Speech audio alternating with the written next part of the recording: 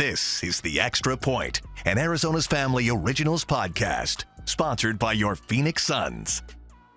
Hey everyone, Julia Lopez here in Minneapolis, and joining me now is Kevin Ray. K-Ray, the play-by-play announcer for the Phoenix Suns, does a great job here. And Kevin, obviously not the outcome that everybody wanted, 120-95 loss.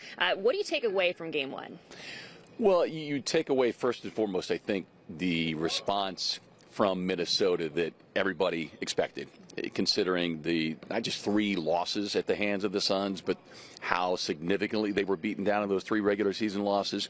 They had a home court advantage, and they came out with the mindset, the force, and the physicality that frankly they had to have, for their psyche, and I think also for their fan base. Yeah, and you've got to talk about Anthony Edwards. He just went off 33 points.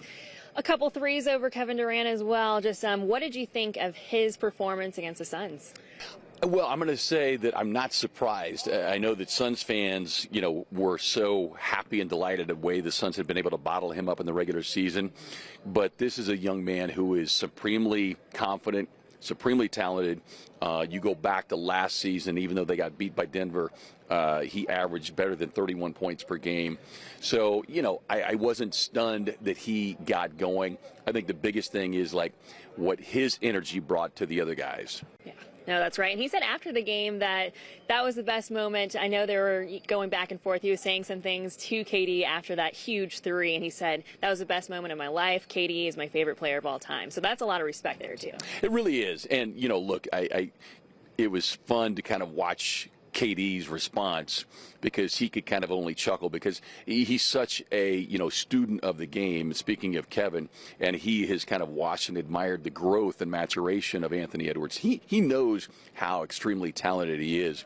KD's not one of those guys that's going to get wound up because of Ant-Man kind of smiling and having fun at his expense, but I'm guessing there's probably some mental receipts that he's keeping.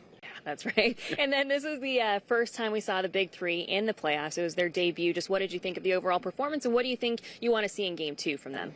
Yeah, I think for the most part, and they would tell you, they all left shots on the floor. Devin, because of the level of physicality and supremely talented defenders, a lot of grabbing, clutching. Of course, him picking up that 3rd foul also contributed, I think, to him not being able to find a shooting rhythm. But because of who they are and the collective that they have played individually in the postseason and the way these guys have typically responded, I look forward to seeing how they counter tomorrow night.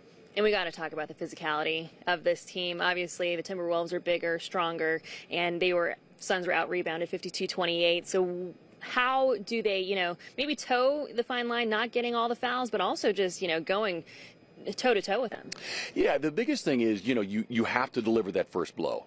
But then you also kind of have to read and react based on the officiating crew. And that's just, whether that's regular season, but even more so in the playoffs. I think we all know that they're going to allow more physicality. The question becomes just how much more. And it's up to you, the player, to kind of determine what they're going to allow. But that's what I fully expect to see tomorrow night, is for the Suns to land that first punch and now see what Minnesota tries to counter with. All right, so do you think that the Suns are going to respond and even this thing up at 1 game apiece? I really do. I just think that this team, and I think sometimes fans forget, and Frank mentioned this the other night, this is a 56-win team for Minnesota. So, they didn't fluke their way into one of the top spots in the Western Conference. Very talented team, but I really believe in this Suns team, especially having gone through this first playoff game together. Because of the collective that they've got out there, I feel very confident they'll be heading back to the Valley with this series knotted at 1-1. We would love to see that. Yeah, so Game 2 gets going on Tuesday, 4:30 Arizona time, 6:30 here in the Twin Cities. But that is K-Ray. Definitely listen in, tune in to AZ Family. You'll hear him on that broadcast. Thank you so much. You bet. Should be fun. It will be. This is The Extra Point, an Arizona's Family Originals podcast, sponsored by your Phoenix Suns.